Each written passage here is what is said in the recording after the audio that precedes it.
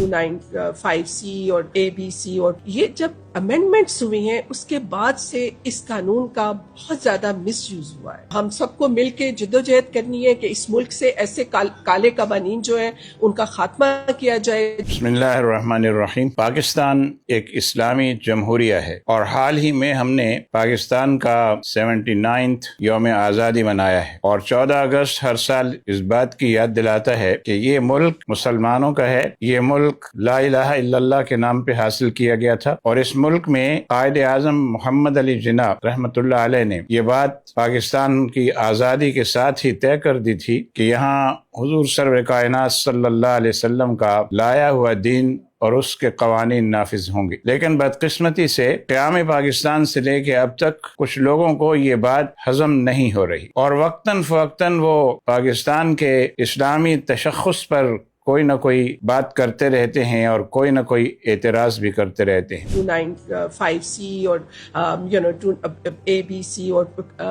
298 یہ جب امینڈمنٹس ہوئی ہیں اس کے بعد سے اس قانون کا بہت زیادہ مس یوز ہوا ہے۔ میں کہتی ہوں کہ یہ کس قسم کی پارلیمنٹ ہے جو ایک اینٹی پیپل، ان کو سمجھ آ رہی ہے کہ یہ کیسا قانون ہے جو لوگوں کی زندگیوں میں عذاب لے کر آیا ہوا ہے، اور ہم سب کو مل کے جدوجہد کرنی ہے کہ اس ملک سے ایسے کالے قوانین جو ہیں ان کا خاتمہ کیا جائے، جن کو استعمال کر کے جو ہے لوگوں کی زندگیوں کو جو اس طرح سے عذاب میں مبتلا کیا جا رہا ہے۔ حال ہی میں ایک بار پھر یہ بات دہرائی گئی کہ پاکستان میں اسلامی تشخص کو ظاہر کرنے والی وہ دفعات جو ہمارے قوانین کا اب حصہ ہیں اور جو تعزیرات پاکستان کا حصہ ہیں، ان کو ریپیل کرنے، ان کو ختم کرنے اور ان کے خلاف اسمبلی میں بل لانے کی بات ہوئی، جس سے یہ معلوم ہوتا ہے کہ اب بھی کچھ ناپاک عناصر اس پاکستان میں ایسے موجود ہیں جو نہیں چاہتے کہ یہ پاکستان اسلامی جمہوریہ پاکستان رہے۔ بدقسمتی سے یہ وہ عناصر ہیں جن کے خیال میں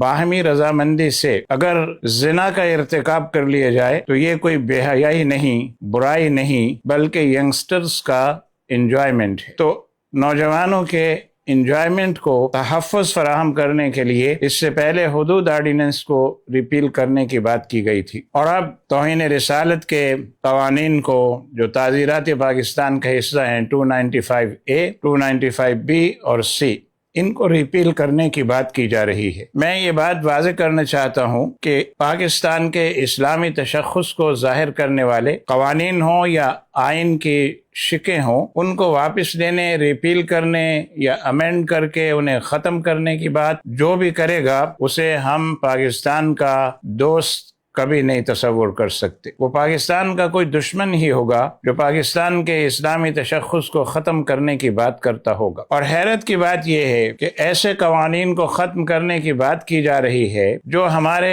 قائد محترم قائد اعظم محمد علی جناح، جن کی تشکیل میں معاون رہے اور سرگرم معاون رہے اور ایکٹیو ممبر رہے۔ جب 1924 میں ہندوستان میں راجپال نے رنگیلا رسول نامی کتاب لکھی تو اس کے خلاف احتجاج ہوا، مقدمہ قائم ہوا، اور اس وقت ہندوستان کے تعزیراتی قوانین میں ایک قانون 153A شامل تھا۔ اس 153A کے تحت مقدمہ قائم ہوا اور زیریں عدالت نے اس مقدمے میں اس کو قابل سزا قرار دیا، کیونکہ یہ قانون ہندوستان میں مذہبی ہم آہنگی کے لیے بنایا گیا تھا، اور اس کا مقصد یہ تھا کہ کسی بھی مذہب کے لوگ کسی دوسرے مذہب کی توہین نہ کریں۔ لیکن جب یہ کیس آگے بڑھا، عدالت عالیہ نے رنگیلا رسول کے خلاف آنے والے اس مقدمے کو خارج کر دیا اور کوئی سزا نہیں دی۔ اس پر پھر احتجاج ہوا، اور اس احتجاج کے بعد 1926 میں پھر تعزیرات ہند میں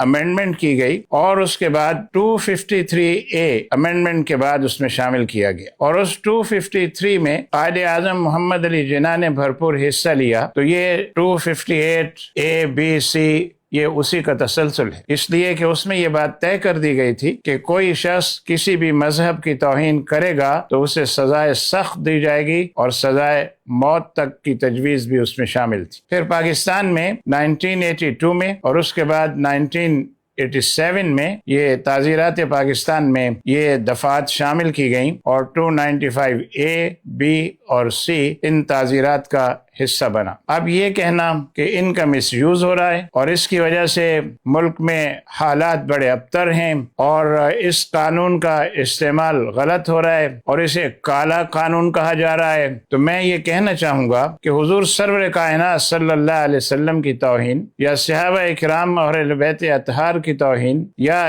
اسلامی شاعر کی توہین کسی بھی صورت میں اگر ہو اور اس پر ایک قانون موجود ہو جس سے اس کی گرفت کی جا سکتی ہو اور اسے سزا دی جا سکتی ہو، ایسے قانون کو کالا قانون کہنے والوں کی سزا میرے خیال میں یہ ہے کہ اسے گدھے پہ بٹھا کے اس کا منہ کالا کر کے شہر بھر میں گھمایا جائے۔ اگر حکومت یہ کام کر سکے تو بہت اچھا ہے، نہ کر سکے تو پھر پبلک جب یہ کام کرے گی تو کہا جائے گا کہ لوگ قانون کو ہاتھ میں نہ لیں۔ تو اگر قانون کو آپ چاہتے ہیں لوگ ہاتھ میں نہ لیں تو از خود ہی اس کا مداوع کر دیا جانا چاہیے۔ تو جنہوں نے حال ہی میں پریس کانفرنس کر کے اسے کالا قانون قرار دیا ہے اور توہین رسالت کے زمرے میں چونکہ ان کی یہ بات آتی ہے اس قانون کو کالا قانون کہنا، اس لیے ان کے خلاف انہی تعزیرات کے تحت مقدمہ قائم ہونا چاہیے اور سزا ملنی چاہیے۔ یہ کہنا کہ آئین میں امینڈمنٹس کے بعد تعزیرات پاکستان کی یہ دفعات جو ہیں یہ بہت سے لوگوں کے لیے نقصان کا باعث بن رہی ہیں اور اس سے ملک کا امن خطرے میں ہے، اس لیے اسے ریپیل کرنا چاہیے۔ تو سوال یہ ہے، کوئی ذمہ دار یہ بتانے کی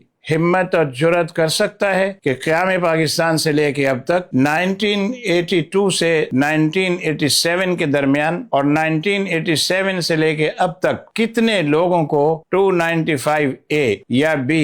یا C کے تحت پھانسی کے تختے پہ لٹکایا گیا؟ جن کے پاس قانونی اعداد و شمار ہوتے ہیں انہیں یہ بات بتانی چاہیے کہ اب تک ایک بھی شخص ان تینوں قوانین کے تحت عدالتوں کے سزائے سخت سنانے کے باوجود بھی اب تک کوئی شخص سزائے موت سے نہیں گزرا۔ تو ہمارا یہ تقاضا اور مطالبہ ہے کہ قوانین عمل درآمد کے لیے ہوتے ہیں، نہ کہ ٹیبل پہ سجانے کے لیے۔ جب صحیح نفاذ ہوگا تو پھر سوال ہی پیدا نہیں ہوتا کوئی یہ کہہ سکے کہ ان کا مس یوز ہو رہا ہے۔ اب یہاں ایک بات اور میں کہنا ضروری سمجھتا ہوں کہ پاکستان میں قتل کے قوانین بھی ہیں، چوری اور ڈکیتی کے بھی ہیں، ریپ کے بھی ہیں، تو پھر چونکہ قتل کے کیسز میں، ڈکیتی کے کیسز میں بسا اوقات قوانین جو ہیں ان کا مس یوز ہو جاتا ہے، تو یہ سارے قوانین پھر ریپیل ہونے چاہیے کیونکہ وہاں بھی خطرہ اور شائبہ موجود ہے کہ بے قصور لوگوں کو سزائیں ہو جائیں۔ تو ہم پرزور مطالبہ کرتے ہیں کہ توہین رسالت کے ان قوانین کے حوالے سے